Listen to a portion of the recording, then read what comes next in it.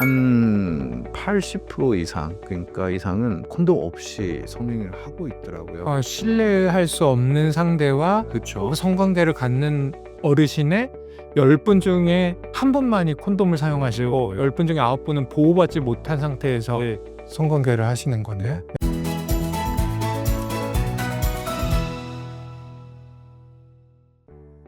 안녕하세요. 비뇨기과 전문의 한병두입니다. 저는 여기 우리 대표원장님 문기혁 선생님하고 같이 강남구 신사동에서 전립선 비대증 진료와 수술을 열심히 하고 있습니다. 오늘은 고려의대 안순태 교수님 모시고 재밌는 이야기를 좀 나눠보려고 해요. 교수님 간단하게 자기소개 부탁드립니다. 안녕하십니까. 저는 고려대학교 구로병원 비뇨기과에서 근무하고 있는 안순태라고 합니다. 반갑습니다.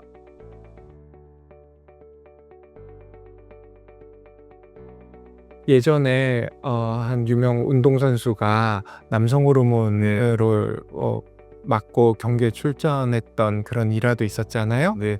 근데 이제 노년기가 연세가 드시면 이제 남성 호르몬은 이제 연세 드시면 서서히 이렇게 떨어질 수밖에 없는데 남성 호르몬 주사를 맞으면 성생활에 좀 도움이 될까요? 남성 호르몬이 떨어져 있는 분들한테 남성 호르몬을 주면 성 건강이나 뭐 이런 성 기능에는 확실히 효과가 있어요. 그리고 이제 그 성 기능에 이제 세세하게 뭐 사정, 뭐 발기, 성욕 이렇게 한다면 거기서는 조금 내용이 좀 달라질 수는 있는데요. 일단 전반적인 성 기능으로 우리가 표현을 하자면 남성 호르몬이 내가 감소해 있다면 남성 호르몬이 도움을 받을 수가 있죠. 네. 그래서 보면 이게 직접 이게 환자를 보다 보면 남성 호르몬 주사 치료를 맞고 짜증이 좀 줄었다 라고 하시는 분들도 있고 뭔가 내가 좀 잘 지내고 있다 그런 것들을 많이 좀 느끼시는 분들도 의외로 있어서 그런 것들도 뭐 부수적으로는 성생활에 도움이 될 것 같다는 생각이 제가 들었어요. 그럴 수 있죠. 그 콘돔을 이제 피임 기구로 생각하는 경우도 많지만 그거보다 더 중요한 그 기능이 있잖아요. 네. 그런데 이제 뭐 자손을 자기는 더 만들지 못할 것 나이다라고 생각을 하셔서 이제 파트너께서 이제 더 이상 임신과 출산이 어려운 나이이기 때문에 그래서 콘돔을 사용하지 않으시는 분들이 의외로 많아요. 근데 콘돔 은퇴 이후 세대에도 꼭 필요할까요? 제가 5년 전에 했던 그 영국 서베이 조사를 예를 한번 들어보겠습니다. 제가 이제 그때 이런 질문이 있었어요. 당신은 이제 직접 만남을 통해서 성행위나 한 적이 있느냐라고 했을 때 60대 이상의 고령에서 한 13% 정도가 난 지난 1년 동안 직접 만남이라든지 그런 분들과 성행위를 했었다. 그럼 그분들과 성행위 시에 당신 콘돔을 사용했습니까? 라는 질문에 있어서 나는 콘돔을 항상 사용한다라고 하는 비율이 13% 정도. 대부분의 이제 노인분들은 어떻게 보면 위험한 관계와에서의 성관계잖아요. 그런 분들과의 관계에서 한 80% 이상, 그러니까 이상은 콘돔 없이 성행위를 하고 있더라고요. 신뢰할 수 없는 상대와 그렇죠. 성관계를 갖는 어르신의 10분 중에 한 분만이 콘돔을 사용하시고 10분 중에 9분은 보호받지 못한 상태에서 성관계를 하시는 거네. 그러다 보니까 원장님도 아시겠지만 최근에 그 노인분들이 이제 성병을 앓고 있는 좀 그런 보고가 좀 높아졌다고 하죠. 그리고 실제로 진료실에서 보면 이거는 뭐 과학적 근거가 있는 건 아니지만 제 느낌에 젊은 사람보다 연세 드신 분들이 증상이 좀 더 적게 나타나는 것 같아요. 과하지 않게 나타나는 것 같아서 더 좀 오래 한참 있다 오시고 그런 경우가 더 많은 것 같아. 네. 그래서 그러면 은퇴 이후 나이에도 콘돔은 꼭 사용해야죠. 여러분, 콘돔 사용을 안 하고 그 결과가 결국엔 성병을 이렇게 앓을 수도 있는 거고, 저는 또 이렇게 생각해요. 그렇다면 당신은 성교육을 받아본 적이 있냐라고 했을 때 그 노인분들이 성교육을 받았다라고 대답한 비율이 10명 중에 1명이 안 되더라고요. 그러니까 그분들이 성교육이라는 걸 내가 이제 그 건강한 성생활이라든지 어떤 게 성병이고 성병을 예방하기 위해서 어떤 게 중요하고 뭐 이런 거에 대한 성교육을 좀 받았다면 네 그분들이 이런 식으로 그게 성행태가 이렇게 나타나지 않았을 거라 생각해요. 근데 성교육이 조금 필요한 것 같아요. 노인분들한테도. 네. 사실은. 정말 중요한 말씀해 주셨고 오늘 말씀해 주시는 우리 컨텐츠가 많은 분들께 좀 전해져서 여러분 좀 유념하셨으면 좋을 것 같아요. 제가 좀 찾아봤더니 가디언지 영국에서도 가디언지 리포트인데 그러니까 기사가 2017년 19년 사이 2년 만에 65세 이상 연령군에서 성전파성 질환 20%가 증가했고 주로 임질과 클라미디아였다. 근데 이게 지금 우리가 했던 이 얘기가 남의 나라 얘기는 아니고 우리나라도 마찬가지일 거예요. 네, 옆 나라 일본도 뭐 매독이 많이 증가하고 있다 그런 얘기도 있고 그래서 우리나라도 작년부터인가 전수조사로 바뀌었죠. 매독이 네 이제 많지는 않지만 살짝 증가 추세로 바뀐다 그래서 질병관리청에서 아마 전수조사로 바뀌었을 거예요. 서로 부부가 서로 각자 생활에 출근하시고 보시다가 네. 은퇴하시고 두 분이 이제 같이 계시면 많이 티격태격한다는 말씀들이 있잖아요.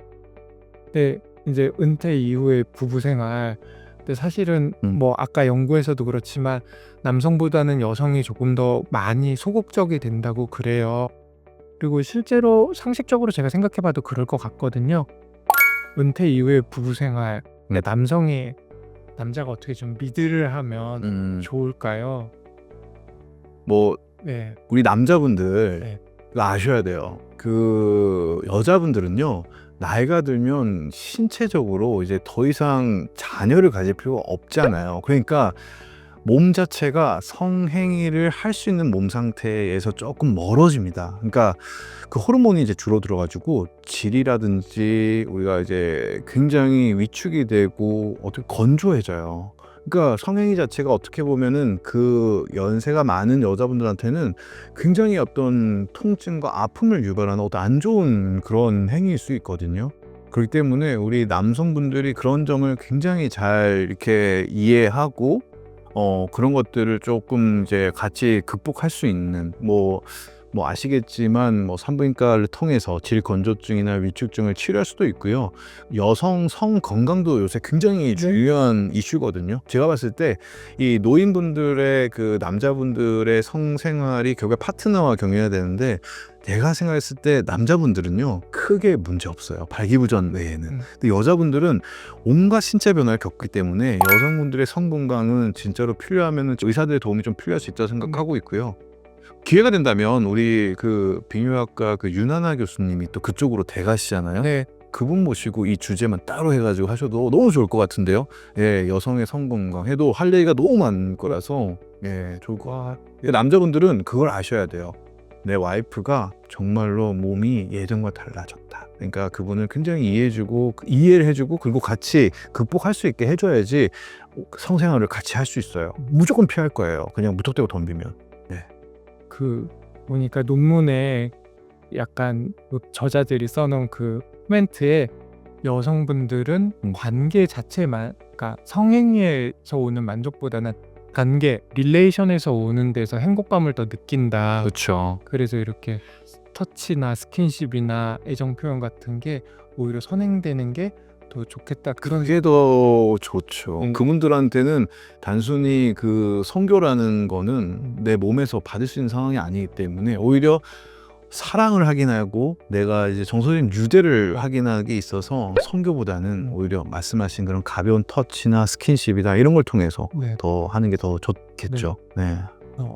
교수님 근데 정말 좋은 얘기 해주신 것 같아요. 여성 폐경, 완경이라고 하죠. 요즘에는 그 이후에 신체의 변화 때문에 우리 남성들도 좀 어르신들도 이해를 해주셔야 더 원만하고 좋은 관계를 유지하실 수 있을 것 같아요. 노년기에도 성생활을 잘 유지하는 게 이제 정서적으로 뭐 도움이 많이 된다고 하는데 교수님 그 노년기에 성생활을 잘 유지하려면 어떻게 해야 되냐면 진료실에서 사실 이 얘기 하시기 어려울 거예요. 환자도 너무 많으시고 바쁘고 그러니까 혹시 교수님만의 꿀팁이 있다면 뭐가 있을까요? 이게 정말 많은 내용이 포함되고 있어요. 성생활을 잘 유지한다라는 건 말 그대로 일단은 파트너와의 어떤 정서적 유대나 이런 것들도 중요할 거고요. 파트너가 있어야 돼요. 성생활을 하니까요. 파트너와의 원활한 관계가 필요하고, 그리고 두 번째는 내 몸 상태. 내 몸 상태가 건강한 성생활을 할 수 있는 게 이제 결국에는 어떤 생활 습관이라든지 이런 것들이 교정이 좀 필요할 것 같아요. 규칙적인 운동, 뭐 식사, 그리고 뭐 금주, 금연 이런 것들을 통해서 내 몸 자체도 건강한 성생활을 할 수 있는 상태로 만들어 놓고, 파트너도 나와 즐길 수 있는 상태를 만들어 놓는다면, 그럼 이제 그렇게 한다면 참 뭐 건강한 성생활을 즐길 수 있을 준비가 되어 있을 것 같습니다. 아, 교수님 정말 중요한 말씀. 근데 첫 번째가 관계였어요. 첫 번째가 건강. 손잘 수 없으니까. 네. 그래서 뭐 행복도 고통도 관계에서 온다고 하니 건강 관리는 뭐 당연히 잘 하시겠지만 파트너와 관계도 잘 영위하셨으면 좋겠다. 선생님 오늘 긴 시간 이렇게 나와주셔서 감사합니다. 왜 이제 모셨나 싶기도 해요. 너무 오늘 고맙습니다. 아유, 아닙니다. 이게 잘 참 좋은 얘기 이렇게 많이 물어봐 주시고, 제가 좀 답변할 수 있게 이렇게 분위기 만들어 주시고, 또 이렇게 많은 분들이 궁금증과 뭐 또 오해가 풀렸으면 합니다. 네, 구독 좋아요 부탁드립니다. 부탁드립니다. 감사합니다. 감사합니다.